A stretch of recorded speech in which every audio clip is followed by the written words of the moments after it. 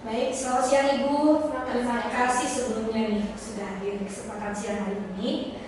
Bapak Ibu, izinkan saya untuk perkenalan. Nama saya Ibu Niputu Veronica Darmayanti, saya dari CGP Angkatan 7. Pada hari ini Kamis tanggal 20 April 2023 akan menyelenggarakan percakapan praobservasi untuk kegiatan supervisi. Bagaimana kabar Ibu hari ini? Baik Ibu. Baik Ibu, mungkin sebelum kita masuk ke tahap pembicaraan di praobservasi kelas, Ibu bisa perkenalan diri dulu. Baik.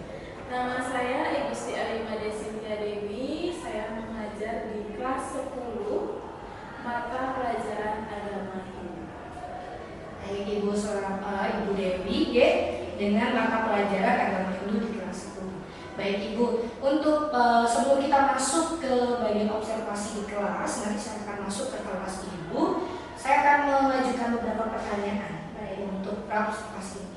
Ada 3 pertanyaan Ibu. Yang pertama mungkin Ibu bisa menjabarkan dari apa tujuan pembelajaran yang akan Ibu terapkan di dalam pembelajaran observasi ini.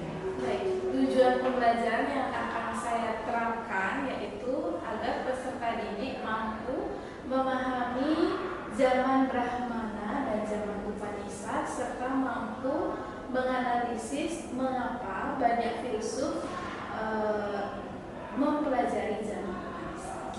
Baik Ibu.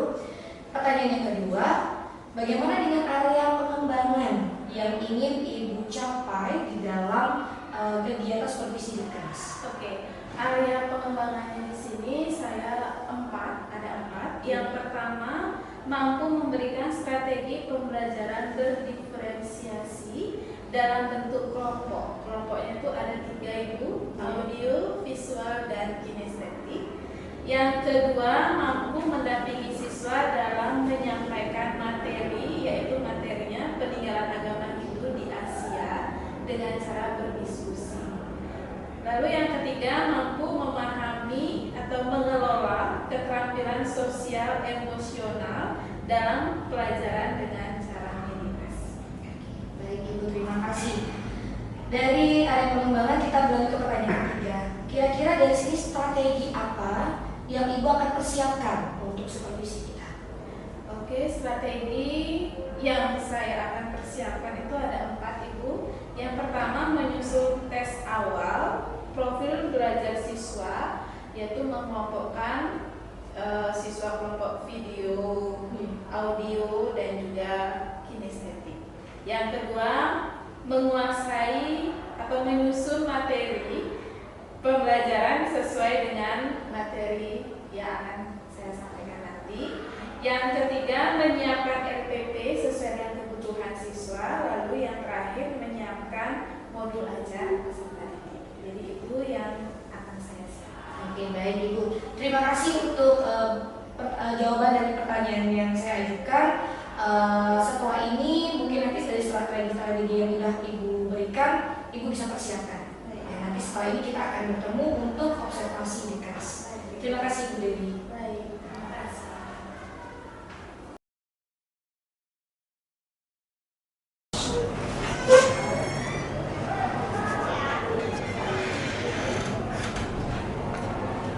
Pada asana. Jangan jadi. Om Swastiastu. Silakan doa. Memimpin doa.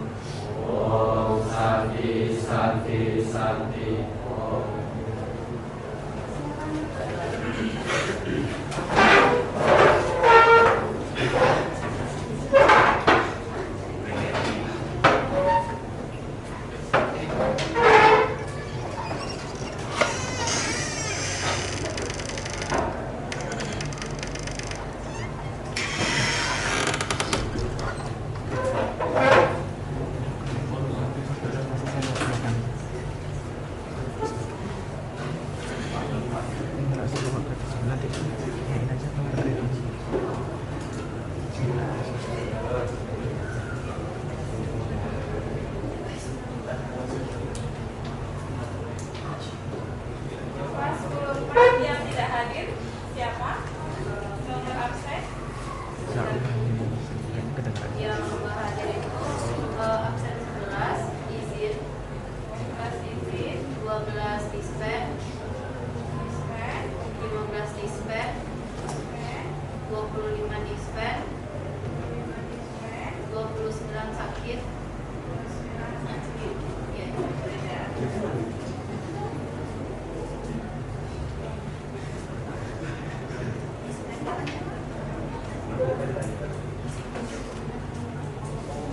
Kelas 10 6.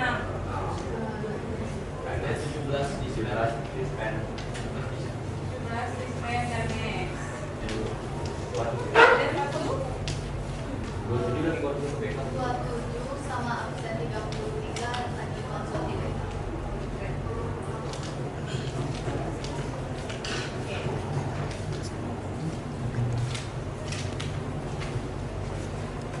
Silakan kalian duduk sesuai dengan kelompok kalian. Silakan duduk sesuai dengan kelompok kalian.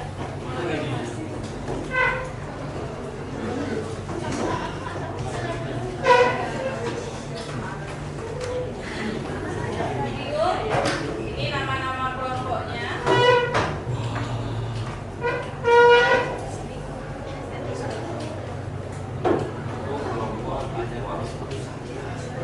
Bukit. Ya silakan, cepat, cepat, cepat geraknya, cepat, cepat. Geraknya cepat.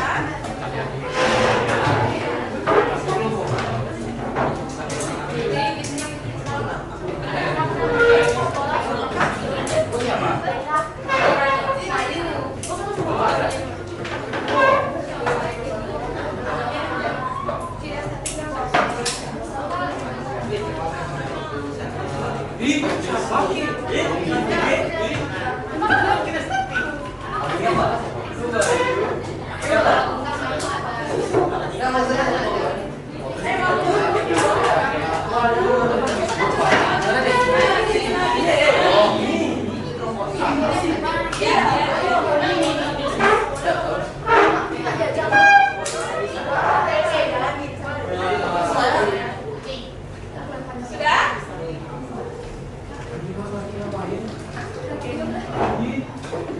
Sudah.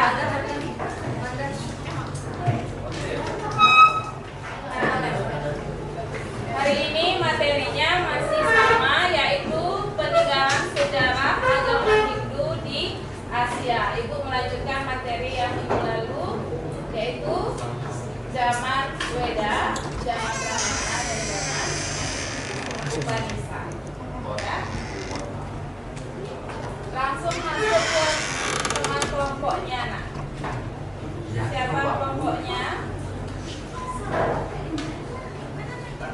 Sudah?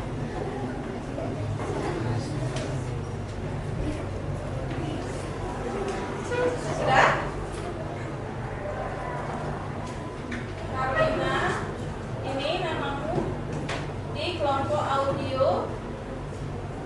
Nama teman Nanda, Raditya, Surya Dharma, Sang Ayu, sudah? Sudah ada di sana, Karina?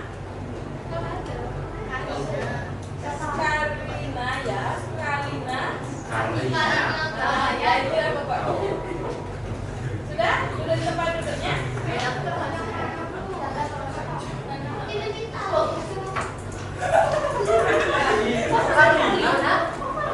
Salah ketik. Dah? Ya, oke.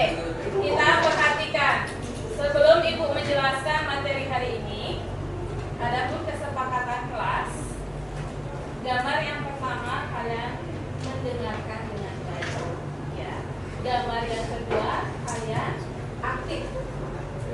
Yang keras. Gambar yang ketiga paling penting yaitu HP di silent, taruh di kolong meja. Silakan di silent dan ditaruh di kolong meja.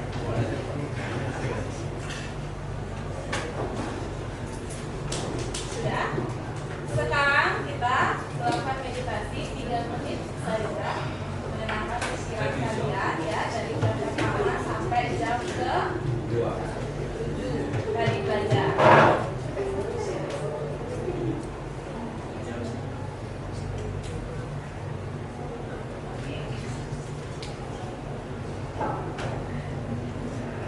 Dimulai. Tutup mata kalian.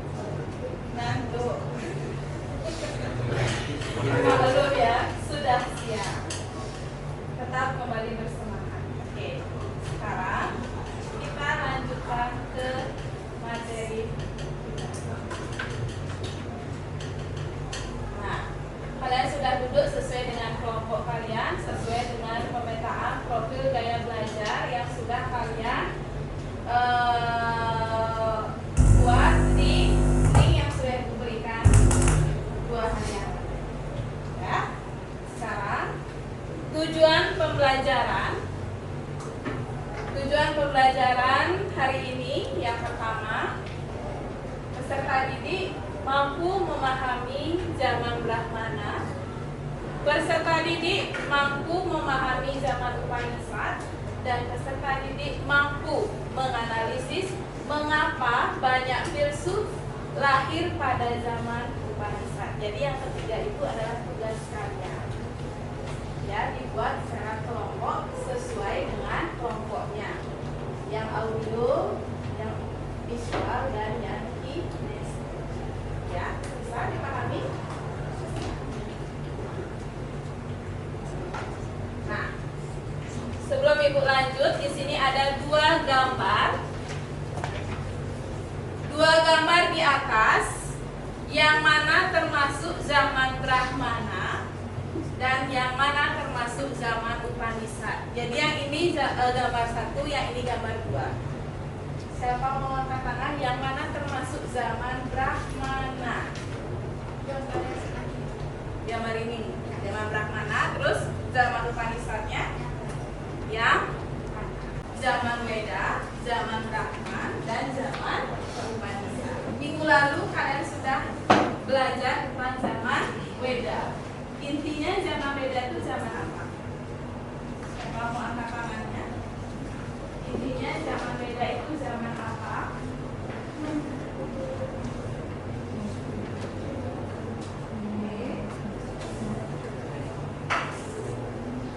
Tadi nomor absen berapa?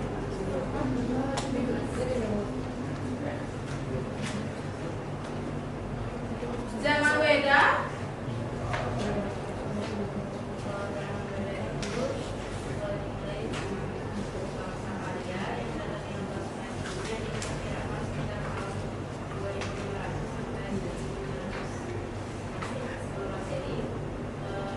bangsa Aryanya itu ngapain ya? Membuat apa? Membuat kitab suci Weda. Intinya zaman Weda itu zaman yang bangsa Arya itu sedang membuat kitab suci Weda yang diubah menjadi catur Weda. Sekarang zaman Brahman dan zaman Upanishad. Yang pertama zaman Brahman. Kalian sudah baca materi yang diberikan hampir sama? Sudah? Oke, Tuti silakan dibaca. Sebenarnya zaman Brahman, itulah zaman Brahmana ditandai dengan terbitnya kitab Brahman. Kitab yang disebut dengan karma kanda yang berbentuk prosa dan merupakan bagian dari Weda yang berisi peraturan dan kewajiban dalam beragama, serta berisi tentang upacaranya yang meliputi artiannya, persyaratannya, dan kekuatan gaib yang ada dalam upacara itu. Oke, zaman Brahman itu adalah terbitnya kitab Brahman yang disebut dengan Karma Kanda, serta berisi tentang upacarayatnya, yaitu artiannya, persyaratannya, kekuatan gaib dalam upacara. Ibu lanjutkan. Zaman Weda dilaksanakan upacara keagamaan yang memiliki arti untuk memohon wara nugraha kepada para dewata. Sedangkan pada zaman Brahman, yaitu para dewata dipandang memiliki kedudukan yang sangat penting, terutama dalam sistem upacara. Ya. Kehidupan bermasyarakat yang bersifat ritualistis pada zaman Brahman itu merupakan dasar untuk menuju pada tingkat kehidupan spiritual, yaitu karma dan nama.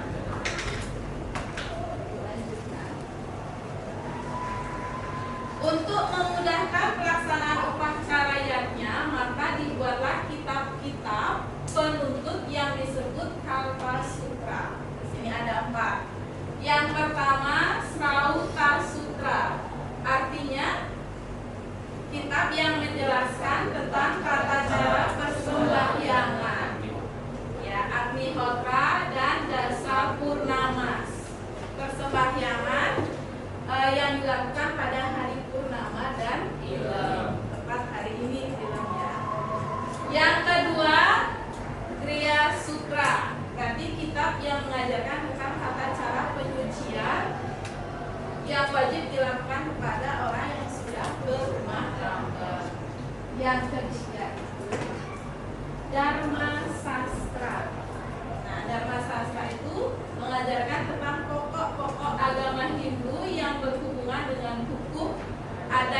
kebiasaan, hak dan kewajiban. Dharma sastra sudah kan kalian pelajari kemarin? Ya. Sekarang yang keempat, Suwa Sutra, yaitu kitab yang menjelaskan pokok-pokok tentang latar belakang. Lanjut. Pelaksanaan upacarayatnya pada zaman Brahman selalu disertai dengan mantra-mantra catur Weda Shruti. Nah, yang dirapalkan oleh para pendeta. Pendeta yang merapalkan Rigveda disebut Hotri. Pendeta yang merapalkan Samaveda disebut Gatri. Pendeta yang merapalkan Yajurveda disebut Atwaryu. Dan pendeta yang merapalkan Atharvaveda disebut dengan Brahman.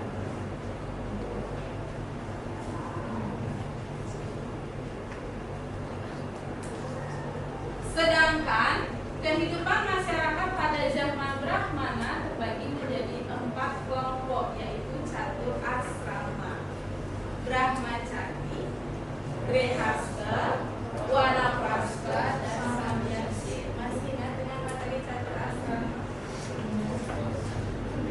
Brahmacari berarti masa Grehastha, Wanaprastha, bagian pelayanan ya, melayani. Samyasi, ya.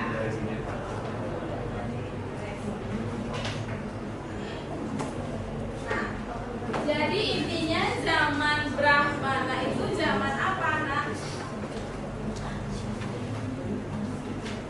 Intinya zaman Brahmana itu zaman apa? Siapa bisa dari penjelasan jelas sama yang ada di buku? Intinya zaman Brahmana itu zaman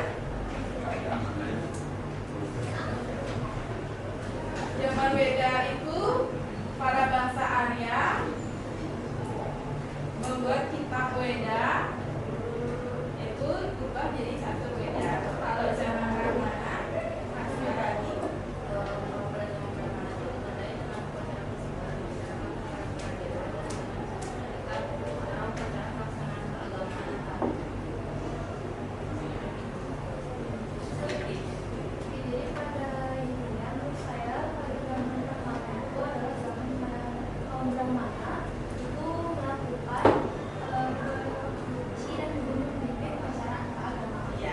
pada zaman Brahmana hanya kaum Brahmana saja yang boleh memimpin suatu upacara. Kaum Brahmana itu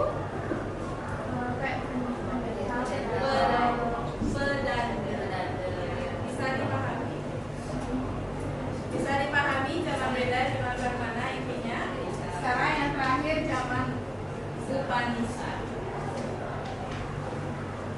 Zaman Upanishad disebut juga zaman periode Upanishad, yaitu salah satu periodisasi dari perkembangan kebudayaan India. Kitab Upanishad diperkirakan muncul setelah kitab Brahman sekitar 800 tahun sebelum Masehi. Jumlahnya itu amat banyak, sekitar 200 judul. Muktika Upanishad menerangkan jumlahnya 108 judul, dan banyak diantaranya berasal dari zaman yang tidak terlalu tua. Secara bahasa, Upanishad berarti duduk di bawah dekat guru. Masih kalian ingat gambar yang kedua tadi? Duduk di dekat guru, dikelilingi. Kata ini erat hubungannya dengan saka. Saka itu artinya cabang. Saka itu bahasa Sanskerta, pada bahasa Indonesia artinya cabang, yaitu kelompok orang yang mempelajari Weda. Pada saka itu duduk beberapa murid terpilih atau dipilih berdasarkan kesetiaannya pada guru dan kejujurannya. Jadi guru di bawahnya menggiring seorang murid. Apa yang diajarkan oleh guru tersebut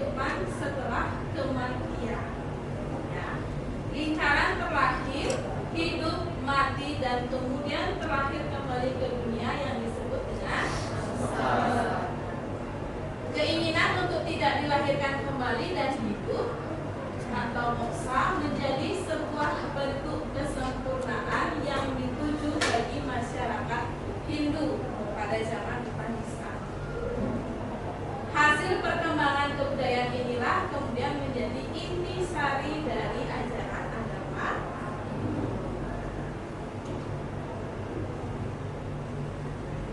5 pokok ajaran pada zaman Upanishad. Brahman artinya apa? Atma, karma, reinkarnasi, lalu yang terakhir itu adalah ajaran dari zaman Buddha. Intinya zaman Upanishad itu apa, Kak?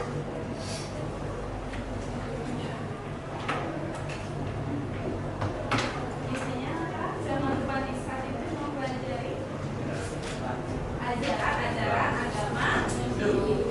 Nah, kita simpulkan dari ketiga zaman, siapa bisa? Zaman Weda, zaman Brahmana, dan zaman Upanishad. Nanti lanjut ke RKPD. Siapa mau angkat tangan?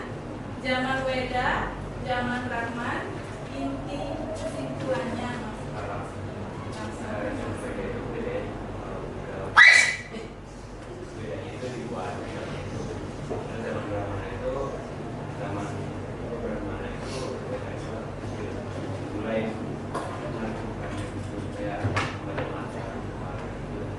Yang membimbingnya siapa namanya? Brahmana. Khusus Brahmana. Kalau Upanishad,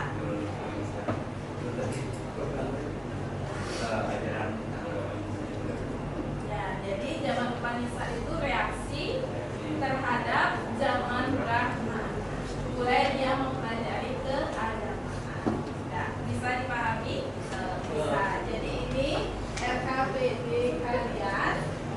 Ciri-ciri kehidupan masyarakat pada zaman Upanishad ditandai dengan banyaknya filsuf yang lahir pada masa itu, dan masyarakat mulai mendalami hakikat hidup, yaitu karma atau perbuatanlah yang akan menyelamatkan diri manusia untuk mencapai kesempurnaan. Tugasnya yang pertama, analisis apa yang kalian dapatkan tentang mengapa banyak filsuf yang lahir pada zaman Upanishad. Ya.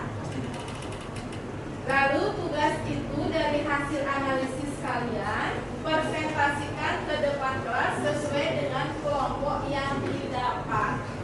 Nah, kelompok visual maka kerjakan berbentuk PPT atau word design. Kelompok audio kerjakan berbentuk PPT bersuara. Kinestetik kerjakan dengan hasil analisis itu jadikan sebuah dialog. Ya, silakan dikerjakan. Kayak orang kayak kita ini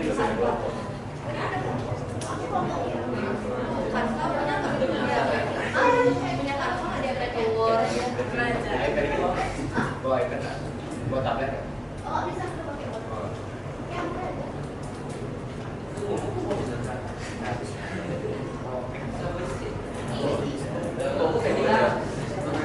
Kenapa nyebar gitu? Jadi lo coba satu lagi coba.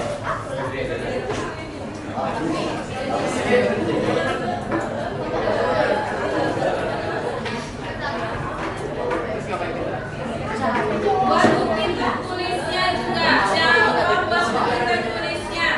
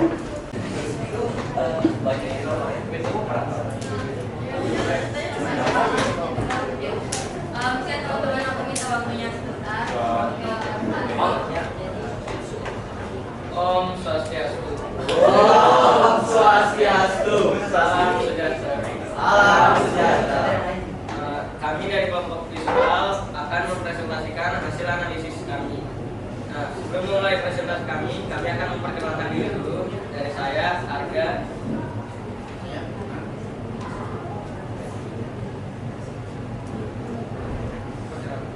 Perkenalkan nama saya Sarani dari kelas 10 langsung berangkat. Perkenalkan nama saya Guge, nomor 1 dari kelas 10. Perkenalkan nama saya Fitri dari kelas 6. Hasil analisis ini akan dijelaskan pertama oleh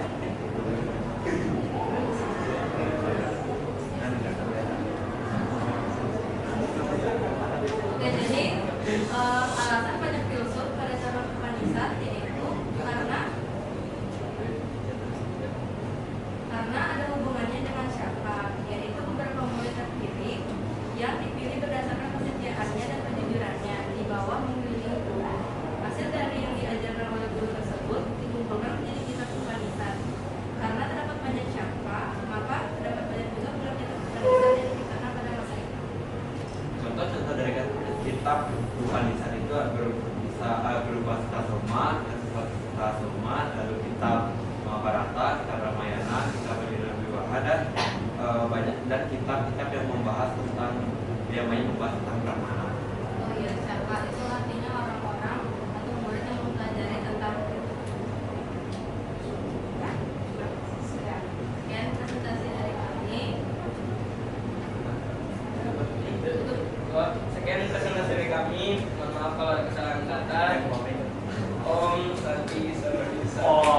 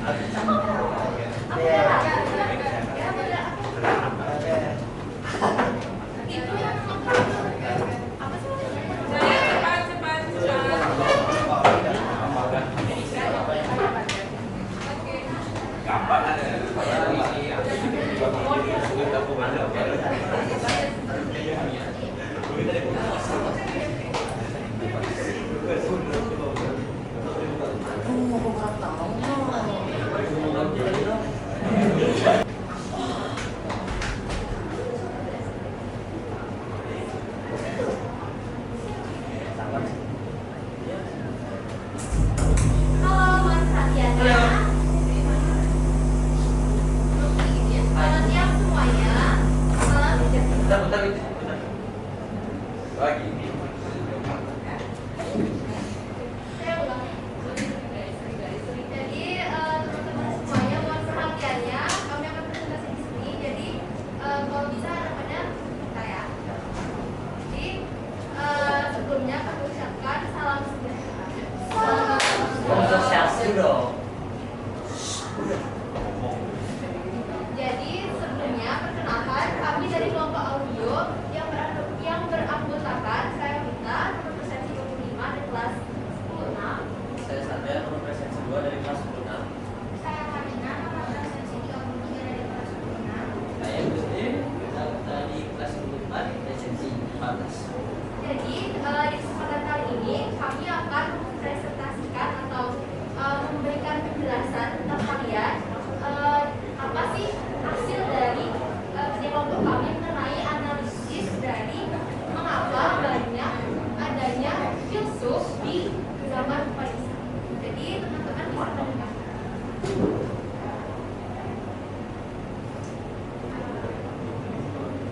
Mengapa banyak filsuf yang lahir di zaman Upanisad? Sebelumnya kita harus tahu apa itu filsuf.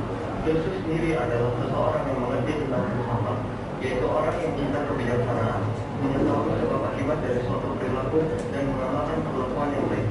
Filsuf ini banyak lahir di zaman Upanisad karena zaman ini merupakan perkembangan dari zaman Brahman dan tujuan dari seseorang hidup di zaman Upanisad adalah untuk mencapai moksha. Moksha sendiri dapat dicapai dengan mengamalkan perbuatan ataupun sikap yang baik dan sesuai dengan jalan dharma. Maka dari itu banyak orang yang mulai mempelajari agama dari guru atau orang-orang suci. Selain itu juga perkembangan kondisi ekonomi dan peradaban modern juga mendorong lahirnya banyak filsuf. Jadi untuk tambahan, filsuf sendiri itu adalah sama kayak kita itu orang yang belajar agama. Nah, maksud dari belajar agama kan kita juga belajar gimana sih berbuat baik, karena kita sendiri di agama Hindu juga mengenal adanya karma pala, yaitu hasil perbuatan. Jadi apapun yang kita buat itu sudah pasti akan kita dapatkan kembali. Nah, supaya untuk mempelajari hal itu perlulah kita juga menjadi ini yang banyak kali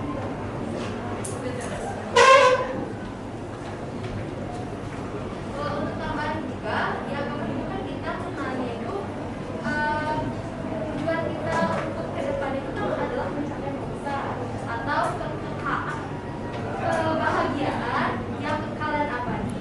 Nah, untuk mencapai itu perlulah kita belajar agama Hindu.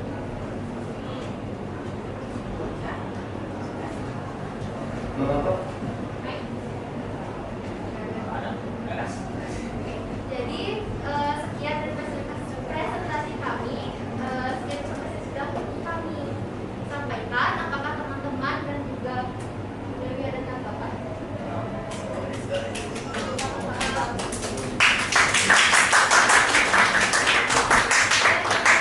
Kami tutup dengan salam sejahtera.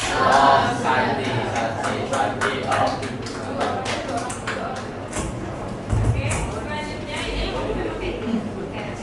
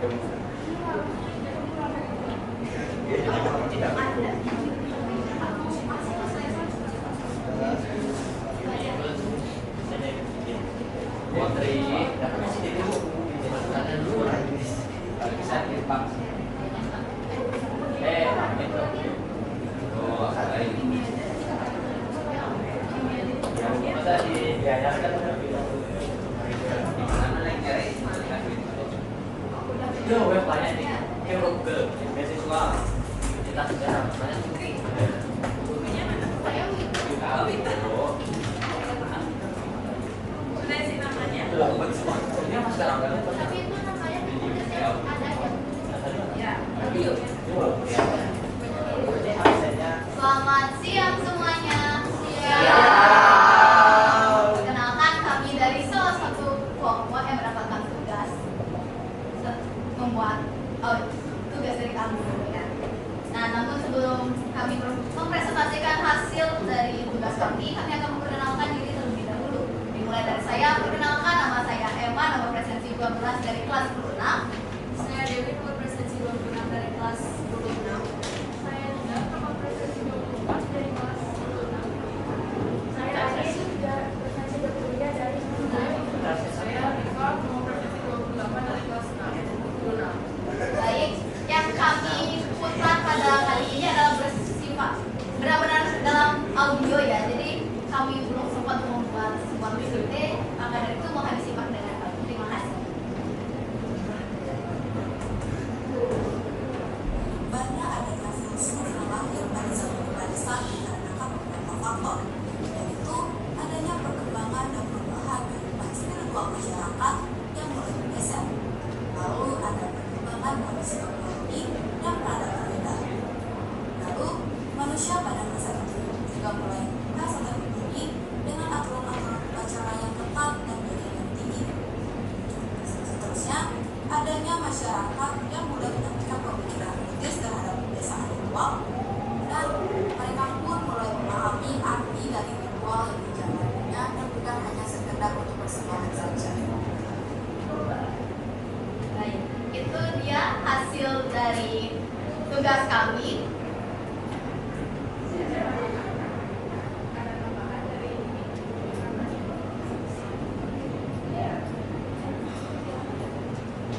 Sekian dari presentasi kami, saya ucapkan dengan Om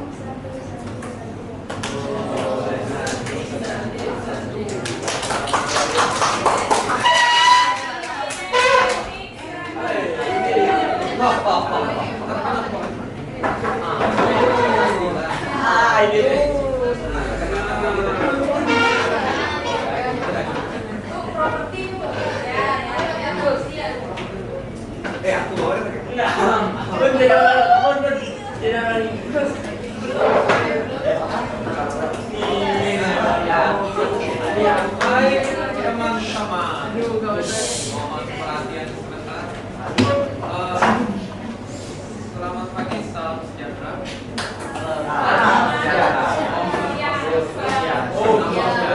Salam kebajikan. Baik. Apakah kalian belum mengenal siapa orang-orang di belakang kita? Jangan gitu. Siapa? Pagi hari di suku yang hangat.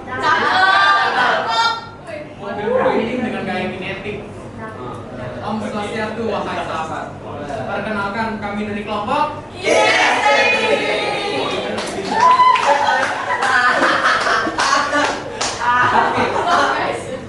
Oke. Apa itu kinestetik? Pada sumber dari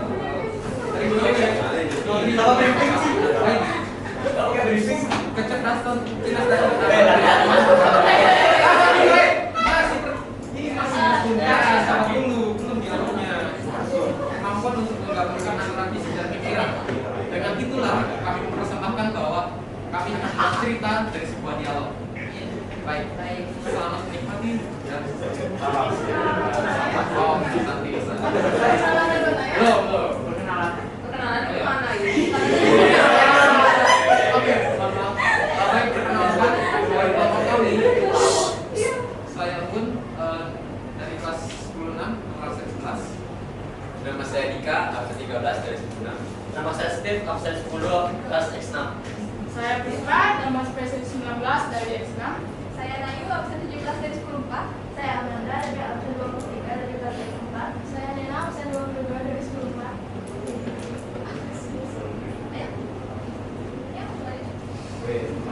Ya, boleh.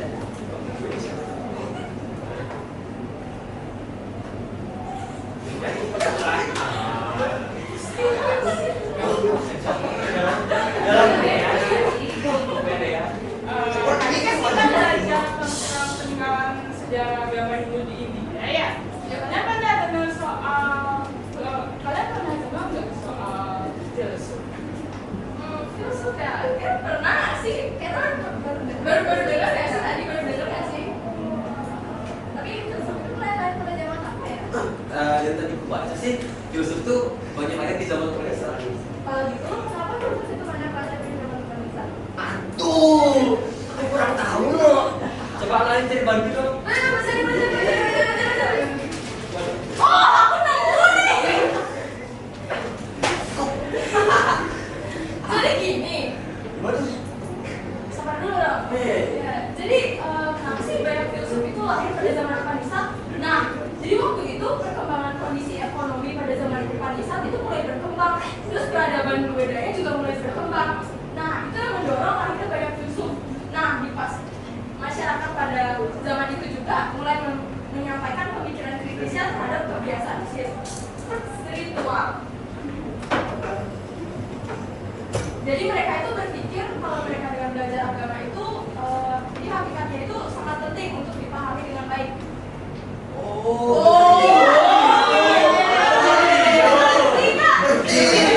Masa? Iya. Ya begitu dah.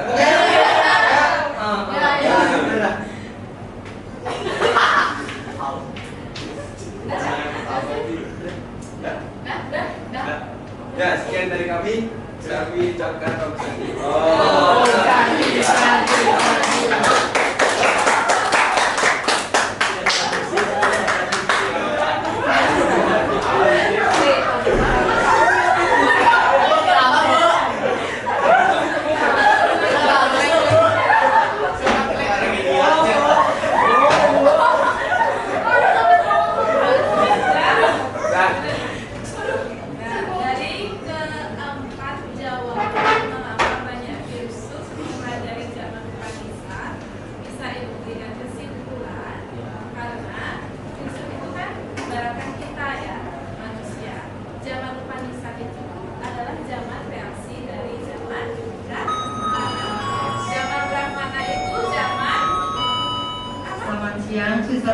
anak-anak sekalian, bentar lagi kita akan mengadakan Zaman Bupati 1 sudah kami melakukan bertanggung yang merasa kehilangan mohon mempelajari keagamaan agar bisa mencapai jadi itu inti dari keseimbangan.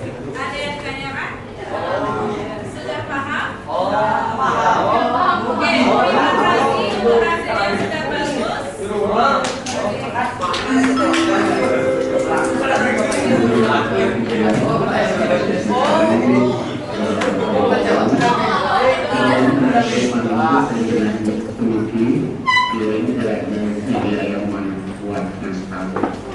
Permasalahan dan pimpin-pimpinan untuk iman takut. Iring dengan pertolongan raja untuk tanda kemenangan Kristus, atau bawaji dua putra dua roh suci. Amin. Kudu ratu sanang di tiang matur suksemori iratu. Tuaning kebajikan iratu ring tiang tak.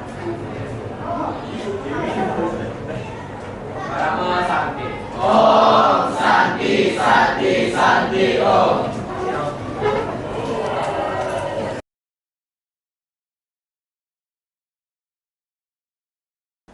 Baik, selamat siang Ibu Indra dan Ibu Dewi. Selamat siang Ibu.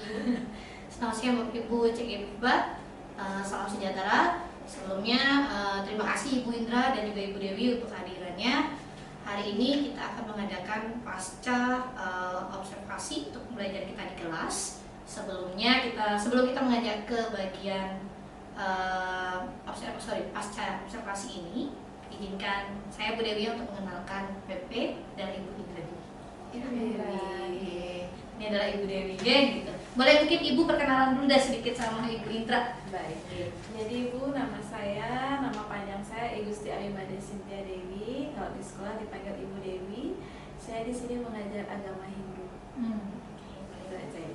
Tapi kalau digabung Indra Ya. Baik, Ibu, hari ini kita tujuan dari pertemuan kita hari ini adalah untuk mengadakan pasca observasi dari pasca observasi di kelas yang akan kita lakukan. Oke. Waktu itu kita telah mengadakan kegiatan pada hari Kamis tanggal 20 April 2003. Oke, mungkin sebelum kita lebih jauh nih Bu, boleh nggak kita, kan masih ingat ya Bu ya, kita saat itu saya mengadakan observasi, saya masuk ke kelas Ibu, kayaknya Ibu masih buka tegang ya. Boleh sedikit boleh Bu refleksinya kita apa, bagaimana perasaan Ibu? Silakan Ibu. Oke, untuk perasaan saya melaksanakan kegiatan pembelajaran berdiferensiasi itu sangat senang Bu.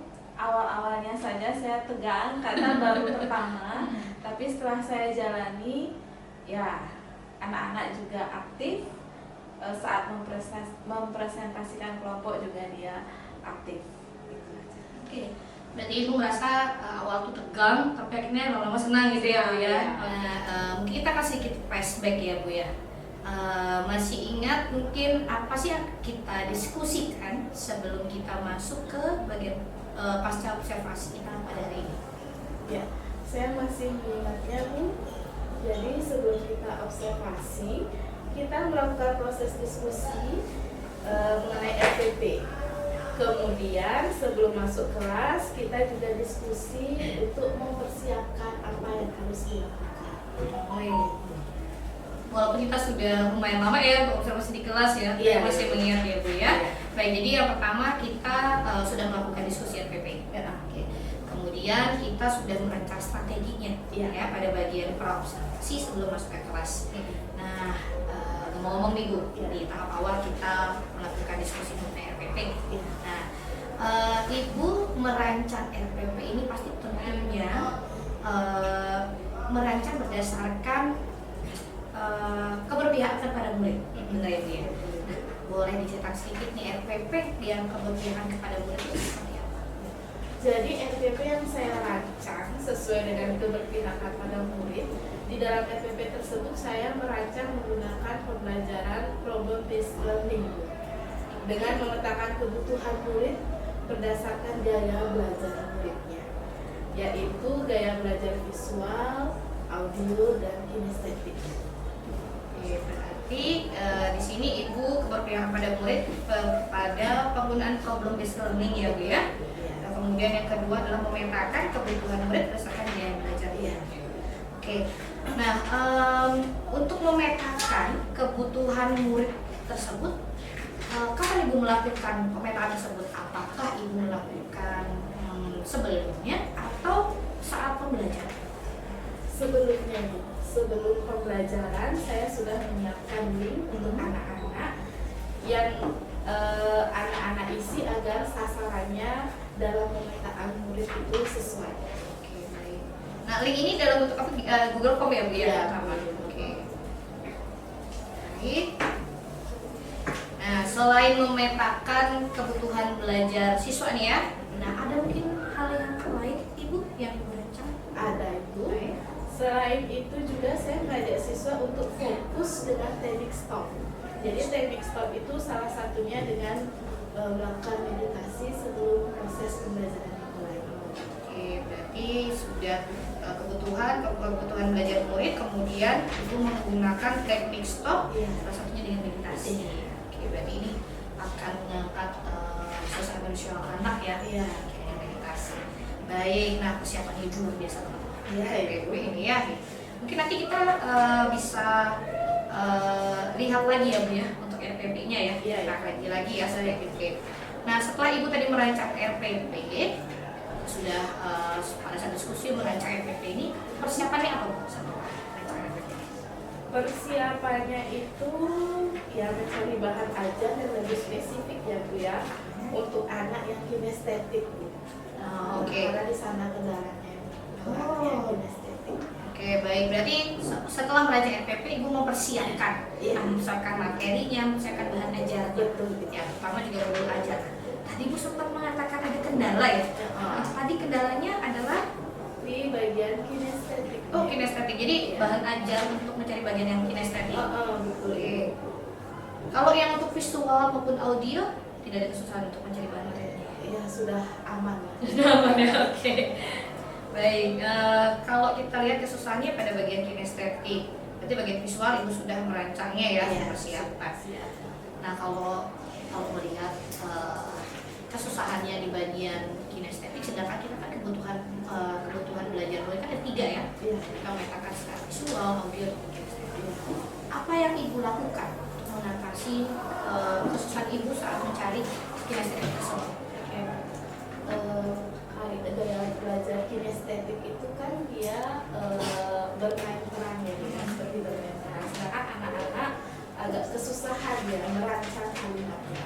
Jadi cara saya itu dengan mencari video yang mungkin bisa mendekati untuk anak yang kinestetik. Namun sebelumnya saya beri dahulu ya pertanyaan tematiknya. Oke.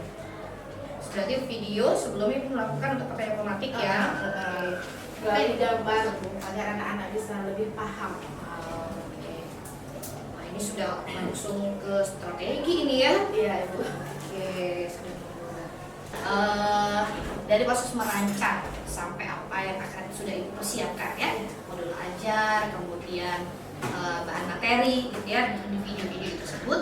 Nah, saya dapat ambil di sini nih secara garis besar.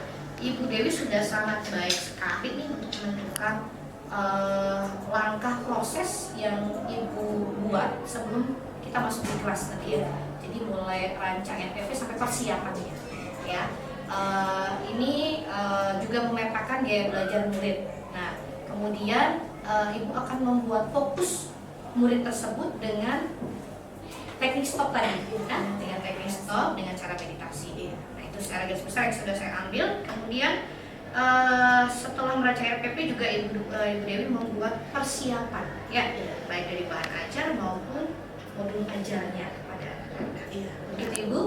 Oke, baik. Nah, kira-kira ini mungkin sebelum kita lanjutkan di bagian observasi, apa ada yang mungkin yang mau ditambahkan saat proses pembuatan RPP tersebut, Ibu? Tidak ada. Tidak ada. Sudah cukup ya Bu ya. Jadi persiapannya juga lumayan ya Bu ya. Ya. Baik. Nah, selanjutnya setelah proses RPP dan persiapan modul ajar yang Ibu dipersiapkan, siap orang nih ke kelasnya, gitu ya. Oke, proses selanjutnya adalah kita akan masuk di pra-observasi. Nah, saya akan masuk, kita akan masuk ke kelas. Saya akan masuk ke kelas Ibu gitu ya, kemarin ya. Oke, mungkin Ibu masih mengingat saat pra-observasi sebelum saya masuk ke kelas, kita juga ada diskusi mengenai strategi dan apa aspek pengembangan yang Ibu inginkan. Benar Ibu? Nah, baik, mungkin boleh dijabarkan lagi apa tujuan pembelajaran Ibu yang Ibu harapkan, kemudian apa strateginya dan apa aspek yang ingin Ibu kembangkan di dalam kelas tersebut. Mungkin kalau Ibu lupa boleh nanti dilihat pada RPP kan ada tujuan pembelajaran. Boleh silakan Ibu mau membaca. Jadi yang pertama Bu, untuk tujuan pembelajarannya, peserta didik itu mampu memahami zaman Brahmana dan zaman Upanishad serta mampu memahami mengapa banyak filsuf itu mempelajari zaman Upanishad. Nah, itu tujuan pembelajarannya ya Bu ya. Terus untuk area pengembangannya, yang pertama mampu memberikan strategi pembelajaran Bu yang berdiferensiasi dalam bentuk kelompok. Itu ada 3 Bu, audio, visual, dan kinesthetik. Yang kedua, mampu mendampingi siswa dalam menyampaikan materi peninggalan agama Hindu di Asia dengan cara berdiskusi. Lalu yang terakhir, mampu mengelola keterampilan sosial emosional dalam pembelajaran dengan cara meditasi. Lalu yang strategi yang saya persiapkan Bu ada 4 di sini. Oke. Yang pertama, menyusun tes awal profil belajar siswa. Yang kedua, menyusun materi pembelajaran sesuai dengan materinya. Lalu yang ketiga, menyiapkan RPP sesuai dengan kebutuhan siswa. Lalu yang terakhir, menyiapkan modul ajar peserta didik. Jadi itu Bu. Oke, jadi Ibu sudah melihat ya tujuan pembelajaran di awal adalah pada zaman pembelajaran kan zaman Brahmana. Ya, kebetulan Ibu ini belajar agama Hindu ya Bu ya. Kemudian strateginya, wah ini strategi yang kita lihat Ibu sudah membuat bagaimana pembelajaran berdiferensiasi sama dengan diskusi kita di RPP ya. Kemudian membuat materi diskusi, ada sosial emosional. Oke. Ibu juga tadi sudah menjabarkan strateginya. Wah ini bagus banget nih. Jadi Ibu sudah mengadakan tes awal. Tadi Ibu sudah mengatakan tes awal menggunakan link ya. Link. Oke. Kemudian menyiapkan materi dan RPP juga tadi sudah disiapkan. Oke, tadi sudah siap nih. Nah dari aspek pengembangan yang Ibu ingin capai tadi berarti ada area pengembangan. Area apa yang ingin Ibu kembangkan untuk yang Ibu capai pada saat di kelas nanti? Area pengembangannya seperti apa? Mampu memberikan strategi pembelajaran yang berdiferensiasi. Oke. Terus mendampingi siswa dalam menyampaikan materi itu. Lalu yang terakhir, mengelola keterampilan sosial emosional dalam pembelajaran dengan cara meditasi. Oke. Berarti sama dengan tadi berdiferensiasi, materi, sama sosial emosional. Jadi 3 hal besar yang akan Ibu gunakan di observasi tersebut ya. Oke, salah satu pembelajaran berdiferensiasi berarti membentuk kelompok-kelompok kecil ya Bu ya. Iya. Bentuk kelompok kecil. Nah berarti nanti di kelompok-kelompok ini Ibu sudah kelompokkan berdasarkan gaya belajar tadi ya. Nah, baik. Nah Ibu dari apa yang Ibu paparkan tadi, dari tujuan, kemudian strategi, juga kemudian area pengembangan tersebut, apakah sudah selaras dengan RPP yang Ibu buat? Menurut saya sudah sih. Sudah ada di dalam penerapan problem based learning tersebut ya. Oke, baik. Jadi di sini mungkin saya akan menuliskan kembali sebagai bentuk catatan. Nanti kita akan lihat lagi pada video apakah ini dari strategi area pengembangan, kemudian kita lihat RPP sudah sejalan dengan apa yang sudah Ibu lakukan pada saat di kelas tersebut ya Bu ya. Nah, untuk mencapai apa yang Ibu harapkan. Nah, ini nih, bagaimana persiapan Ibu di kelas selain RPP yang Ibu buat? Selain apa? Tadi kita bicara strategi dan areanya. Oke, kira-kira persiapannya Ibu selain RPP tadi apa? Persiapan yang saya lakukan di kelas selain RPP yaitu tentunya kesiapan murid itu. Dengan membaca keadaan di dalam kelas. Oke. Lalu apakah anak-anak sudah hadir secara penuh di dalam kelas? Selain itu sarana prasarana di kelas Ibu yang mendukung pembelajaran di kelas seperti laptop, sound di kelas itu. Oke. Secara tidak langsung ya Ibu di sini ternyata menuliskan sarana prasarana ya Bu ya. Oke. Jadi karena nanti pasti Ibu akan melakukan penggunaan sarana prasarana yang ada di kelas ya, salah satu laptop. Baik. Mungkin selain itu ada lagi? Selain itu Ibu untuk memudahkan saya mengatur kelompok, saya memberikan anak-anak informasi nama kelompok dan akan mempersilahkan untuk bergabung dalam kelompok. Berarti di sini memberi masuk ke dalam kelompok, sudah berikan nama ya kan? Iya. Silakan. Sesuai dengan gaya belajar masing-masing. Oh ya. Oke. Nah, saya melihat dari persiapan sampai Ibu persiapkan dalam prasarana dan prasarananya. Kemudian Ibu juga menginformasikan untuk mereka bergabung dengan kelompok, ya berdasarkan gaya belajar itu sudah sangat baik sekali Bu. Ya.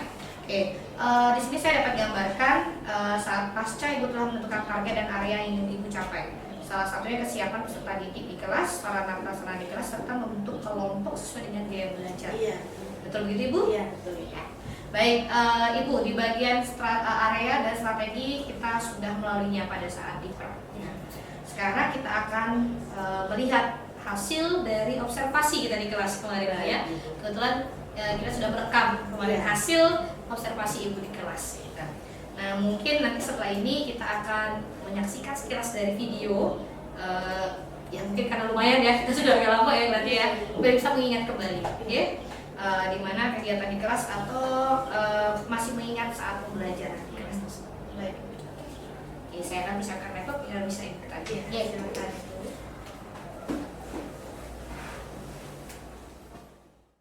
Nah, Ibu, kali ini setelah kita melihat, ya kan, kita sudah lihat hasil video pada saat kita observasi ini dan mengingat kembali pembelajarannya saat saya masuk ke kelas Ibu. Boleh cerita dong gimana nih feelingnya Ibu atau perasaan Ibu saat saya berkunjung ke sana? Oke. Rasanya itu tegang ya Bu. Tegang ya Bu ya? Suasananya kok beda Bu. Karena kan biasanya saya ngajar itu hanya ada anak-anak. Sekarang datang guru yang mengobservasi saya saat saya mengajar. Jadi tegangnya luar biasa. Ini pengalaman pertama kali gak Bu? Atau memang sudah pernah tapi kebetulan karena saya masuk gitu ya Bu tegang gitu? Betul tidak ya Bu? Pengalaman pertama. Pengalaman pertama ya, oke baik. Apalagi bilang Ibu besok saya masuk ke kelas gitu, Ibu masih ada pikiran ya? Iya betul ya.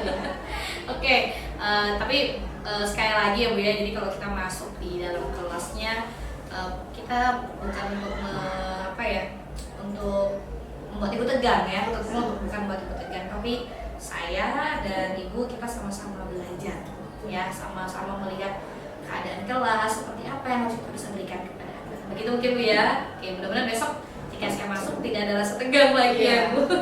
Semoga saja ya Bu ya. Oke, baik, mungkin itu dari perasaannya Ibu yang Ibu alami tegang saat ketika ada orang yang masuk di sana. Oke, kalau kita bicara tentang pada saat observasi, mulai dari Ibu sudah berdiskusi mengenai RPP dengan saya juga Bu ya, perancangan bagaimana aspek yang Ibu akan kembangkan. Kemudian bagaimana nih dengan murid pada saat di kelas? Mungkin ada bercerita sedikit nggak gimana saat Ibu mengajar di sana? Apakah anak-anaknya senang atau seperti apa? Boleh dong Ibu cerita sedikit. Maaf ya Bu ya, saya cerita sedikit. Boleh Ibu.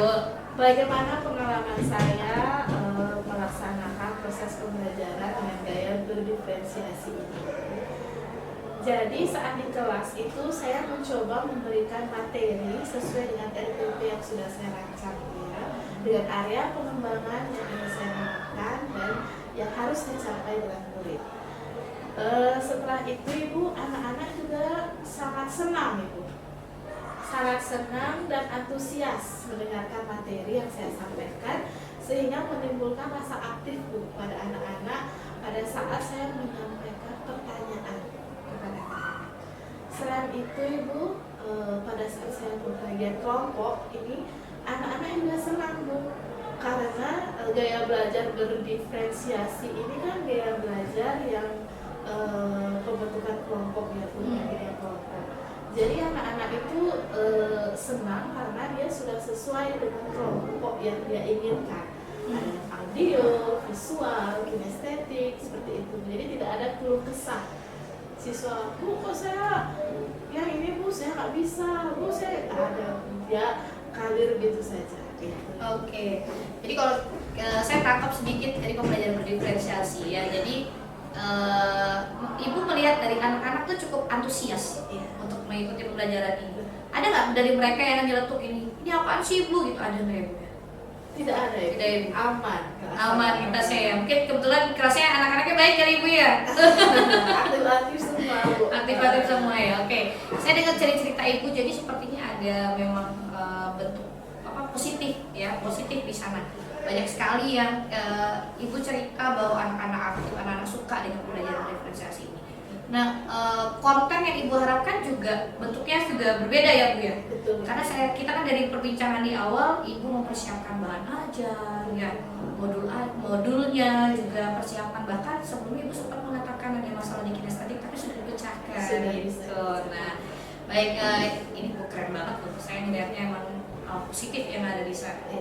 Oke, Ibu, menurut Ibu Dewi, kalau kita balik lagi untuk RPP dan apa aset yang Ibu rancang nih kan, apakah ini sudah menurut Ibu dari skalanya kira-kira ini sudah terlaksana baik di kelas itu atau belum?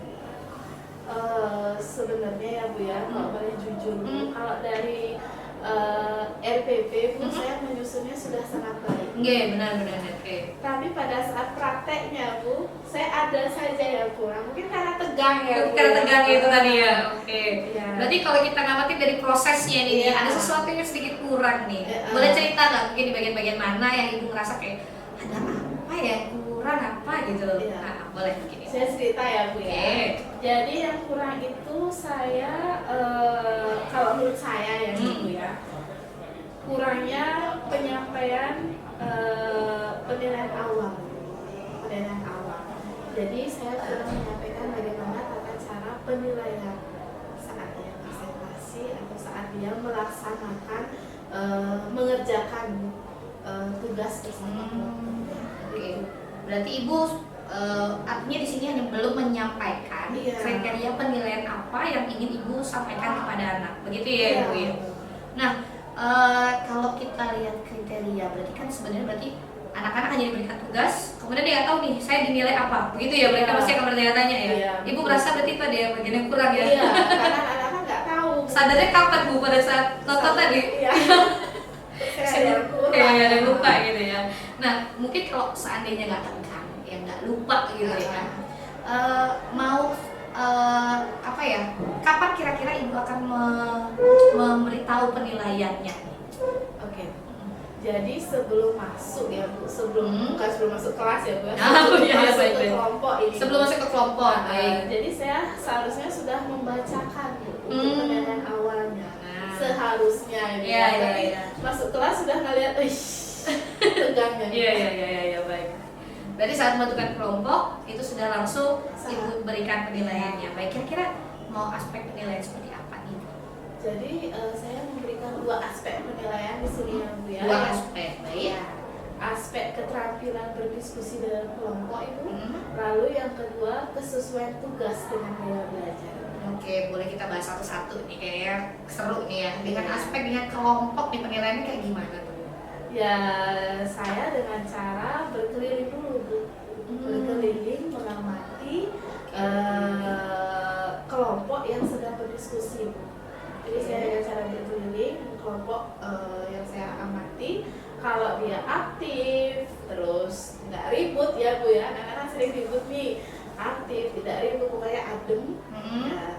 berarti saya berikan dengan maksimal ya Bu ya. Berarti saya yang penting duduk manis ngerjain gaji maksimal gitu ya Bu ya. Oke. Kemudian ada lagi Bu?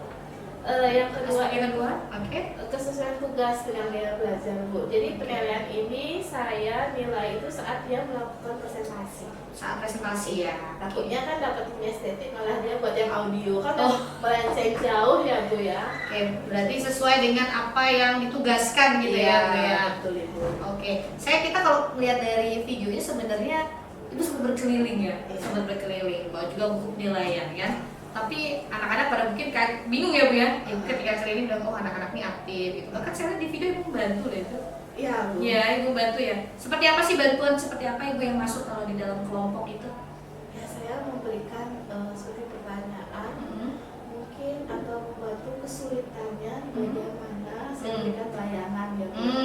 Bayangan sedikit bukan memberikan jawabannya langsung. Nah benar-benar sekali. Bayangan. Berikan bayangan, jadi ada pertanyaan pematik yang membuat anak berpikir gitu. Iya. Nah itu sama dengan apa yang kita lakukan sekarang ya Bu? Iya. Itu dengan teknik coaching namanya Iya. ya.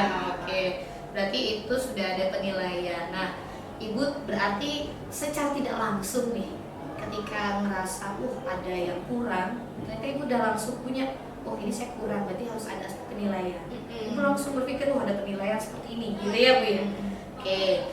Nah itu dari penilaian ibu, berarti ada bagian yang kurang salah satunya. Mungkin ada lagi.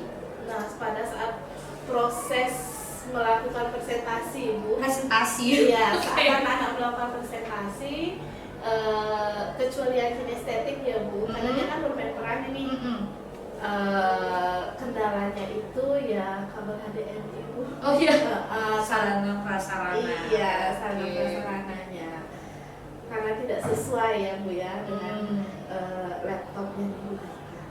Oke. Ya di video kita lihatnya ada yang wing gitu bunyinya itu ya. Itu panik ya Ibu? Panik Ibu. Oke, sangat panik ya Bu. Saya ngeliatnya kanan kiri. Tapi anak-anak ada bantu nggak saat itu Bu? Anak-anak ada bantu dan kebetulan juga saya memiliki cadangan Bu.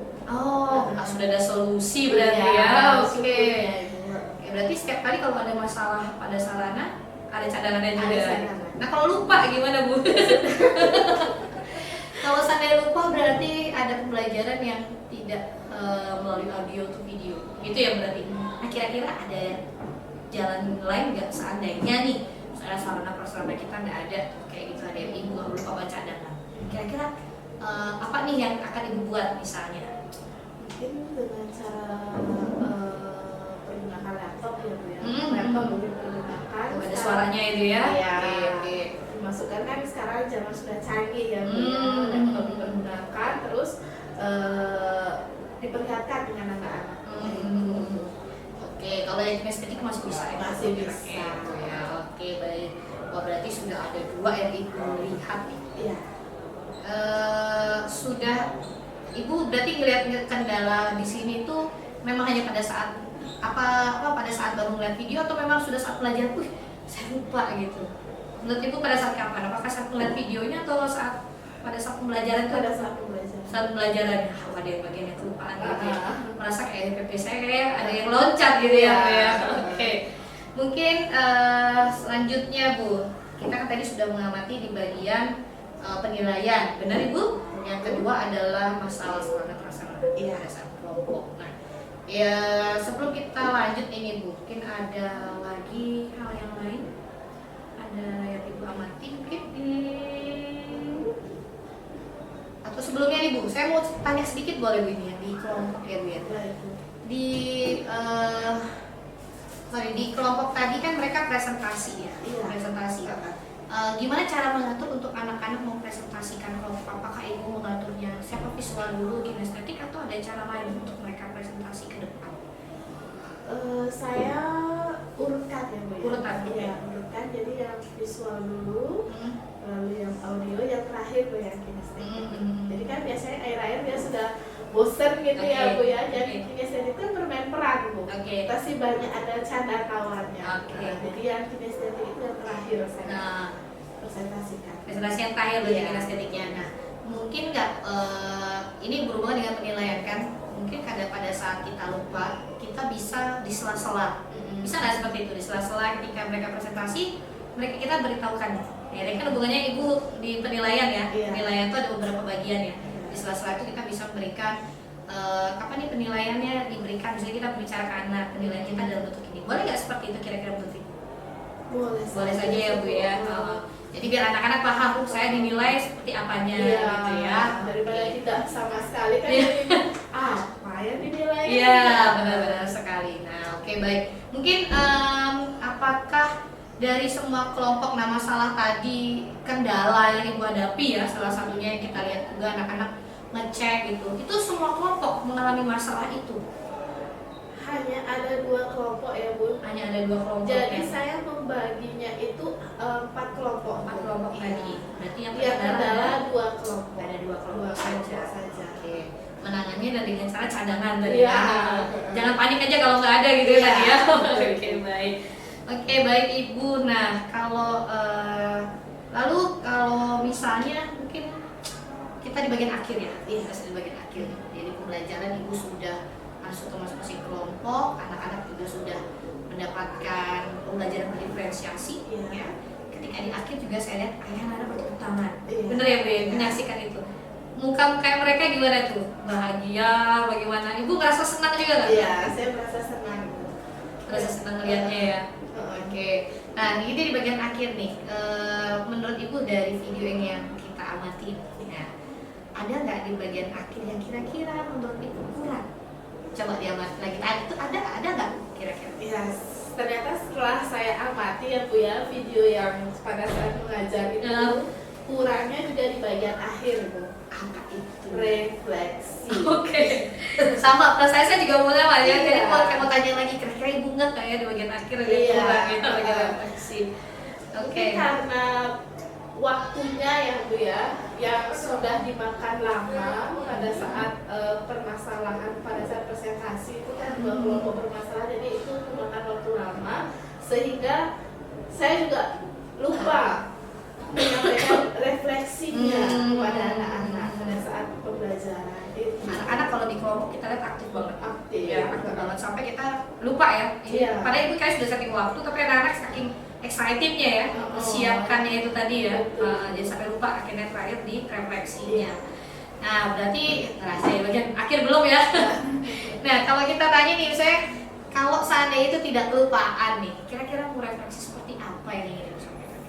Kalau misalnya tidak kelupaan dan kekurangan waktu ya Bu. Iya. Jadi refleksi yang ingin saya sampaikan itu apakah anak-anak senang dengan gaya belajar berdiferensiasi ini itu. Lalu yang kedua, bagaimana ungkapan perasaan anak-anak pada saat proses pembelajaran gaya berdiferensiasi ini. Itu saja sih Bu. Oke. Untuk refleksi. Berarti ini lebih kepada materinya ya Bu ya, refleksi untuk gimana gaya pembelajaran berdiferensiasi. Betul Ibu. Mungkin ada sedikit tambahan kali Bu ya di bagian refleksi terhadap diri kita sendiri. Terhadap kita sebagai guru yang mengajar. Apa menurut Ibu?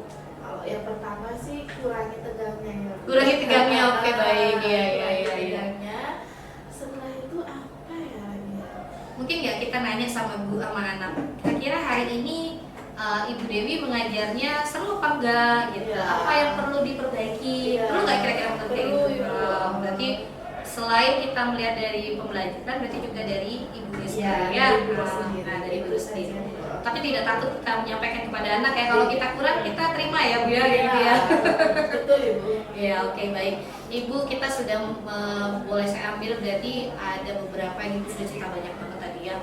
Mulai dari mungkin kalau kita tadi nggak melihat videonya ya, mungkin ada yang belum ada gambarannya apa ya kemarin ya gitu ya. Kita di penutup bagiannya refleksi. Jadi tapi sebelum refleksi tadi kita sudah melihat penilaian ya. Kemudian bagaimana sarana prasarana berkelompok gitu ya. Itu mungkin nanti kira-kira perlu diamatin lagi ya. Walaupun kita sudah persiapan ternyata ada saja kendala di lapangan ya. Baru yang terakhir adalah refleksi. Ibu, kalau kita mau menggambarkan nih dari skala, ya kan? Dari skala. Oke, skala angka 1 sampai 10. Kira-kira Ibu beri nilai berapa untuk pembelajaran Ibu? 7 saja. 7 saja. Alasannya apa nih? Boleh saya tahu deh, boleh saya tahu. Oke. Jadi alasannya itu yang pertama Bu, Mungkin karena dia rasa tegangnya jadinya semuanya ini iya, atau gimana? merasa tegangnya, terus karena kekurangan waktunya, sehingga mengakibatkan refleksinya tidak disampaikan. Terus karena tegangnya juga penilaian awal juga Lupa disampaikan ya. Terus kurang memantau ya Bu ya, apa tidak mengecek sarana prasarananya ya Bu. Oke. Nah, Sebenarnya tadi Ibu di awal sudah mengatakan mengecek juga ya Bu ya, maksudnya kita ngelihat ya. Iya. Hanya tapi ya itu di kendala di tempat kan, Iya. pasti ada 1-2 yang habis pakai itu sebenarnya Bu ya. Jangan terlalu dipikirin sarananya Bu ya. Iya. Nanti lapor aja Bu ya. Iya. Nah, Ibu tadi mengatakan Ibu dari angka skala 1 sampai skala 10 itu Ibu menetapkan angka 7. Karena tadi pada saat kita melihat hasil yang observasi di kelas ada beberapa mungkin sudah menjadi catatan Ibu ya, catatan Ibu sendiri, dan ternyata Ibu sudah membuka dan mengoreksi sendiri, mesti ngelihat oh kira-kira seperti ini berarti saya harus memecahkan seperti ini. Nah, nanti bikin itu sebagai catatan. Nah, dari angka 7 nih kan boleh tingkatkan gitu. Iya. Nah, kira-kira boleh tingkatkan sampai nilai berapa? kalau bisa ya Bu Kalau ya. bisa. Iya. Jangan bilang kalau. Harus ya. Harus. Oke. Nilai 10 dong. Nilai 10, nilai paling Nilai tinggi ya, nilai paling. Nah, kalau untuk mencapai nilai paling tingginya itu, kira-kira apa yang harus dilakukan? Oke, untuk mencapai angka 10 ya Bu ya, nilai paling tinggi, kalau menurut saya itu harus ada di posisi manajer untuk diri sendiri ya Bu ya. Oke. Jadi agar bisa melakukan penilaian dari awal, dari pengalaman yang sudah dilakukan, kan Bu kan pasti ada banyak kekurangan.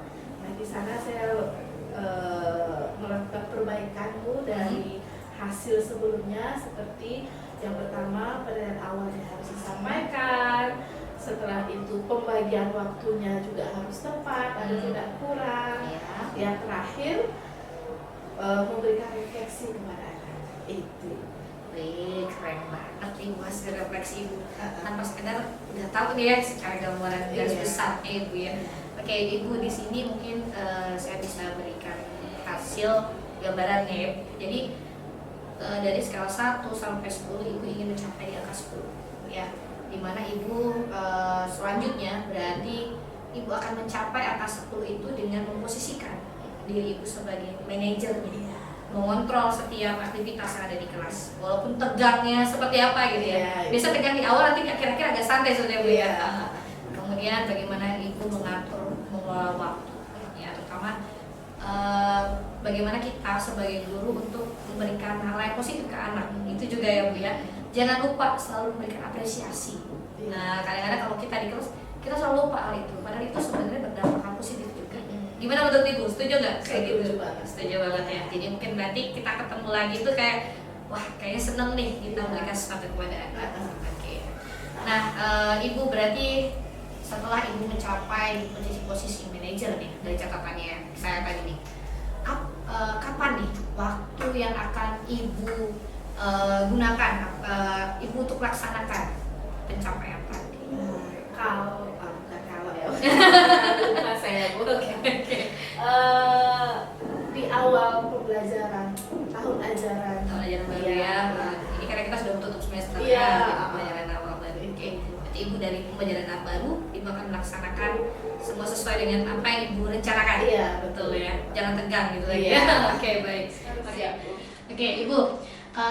Sekarang kita terlepas dari ini. Apa yang Ibu ambil dari pembicaraan kita pada pasca observasi ini? Apa yang Ibu kenali dan apa yang Ibu kita dapatkan dari percakapan kita saat ini? Perasaan Ibu mungkin, kemudian apa yang sudah mulai dibuka nih? Nah, dibuka. Apa yang mulai dibuka dari kegiatan Ibu? Gitu. Oke. Jadi dari percakapan ini ya Bu ya, saya lebih tahu bagaimana cara mengajar di kelas. Jadi tidak monoton memberikan PowerPoint saja, lalu menjelaskan, terus memberikan anak materi, terus suruh dia presentasi. Jadi ini kan ada sedikit ya pembelajaran berdiferensiasi, jadi anak yang menuangkan bagaimana ide-idenya untuk kinestetik apa, visual apa, audio apa. Jadi dia yang merancang ide-idenya. Jadi pembelajaran itu tidak menonton itu aja. Jadi anak-anak yang ngantuk tiba-tiba kebangun dia. Berarti artinya di percakapan kita sudah menemukan ya Bu ya, sesuatu yang sudah menemukan sesuatu yang baik. Ya. Oke Ibu, berarti sudah dapatlah apa yang kita laksanakan untuk pada percakapan pasca ini ya.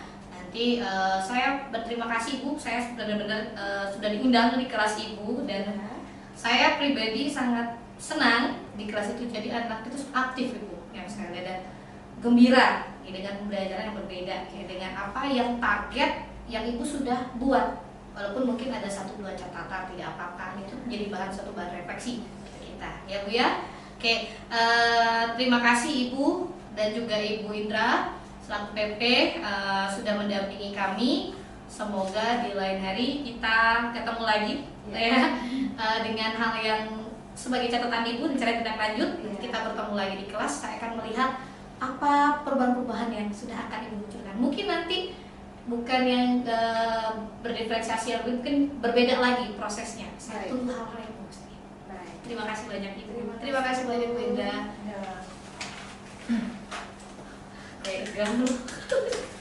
Dan sangat luar biasa sekali, jangan Kak dulu nih. Karena ini kan tadi dari coaching yang dilakukan Bu Vero sama Bu Dewi tadi sangat menarik sekali. Karena Bu Vero di situ sudah menggali yang pertama itu kan sudah menyampaikan tujuan, sudah menyampaikan tujuan kepada Trans Jawa, dan dalam percakapan tadi juga sudah menanyakan bagaimana saat mengajar, gitu kan.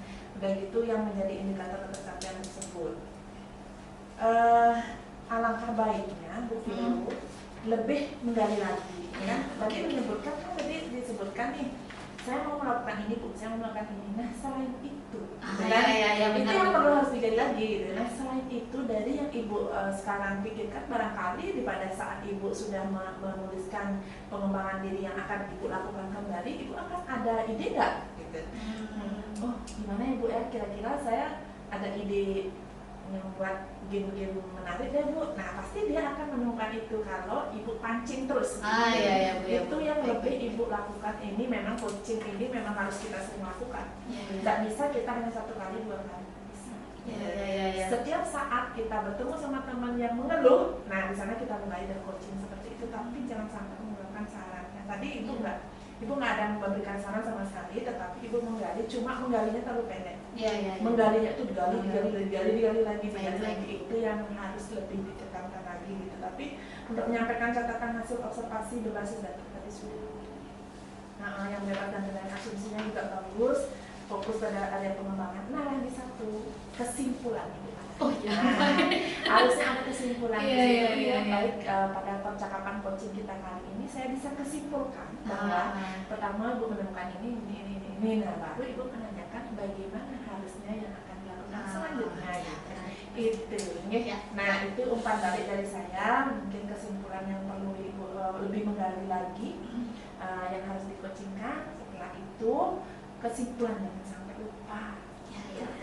Baik. Ya, mungkin gimana Bu? Setuju Bu. Seperti itu kan? Itu kenyataannya. Emang coaching itu kesimpulan yang kita inginkan. Oh ternyata memang benar. Perasaan sudah ditanya tadi. Gimana perasaannya sudah coaching tadi? Saya merasa lega loh Bu, gini. Gitu. Nah dari sana kita bisa menentukan bahwa dia merasa lega. Ada nggak lagi yang Ibu rasakan kembali gitu? Itu lebih dikali lagi. Harusnya itu makanya coaching itu banyak waktu yang harus karena relax gitu. Tapi kan agak tegang. Harus dilatih ya. Harus dilatih. Terima kasih Bu Dewi sudah mendampingi Bu Vero. Dan nanti Ibu bisa jadi guru penggerak lagi. Amin. Udah siap digerakkan ya. Udah diseminasi. Sudah ada langsung.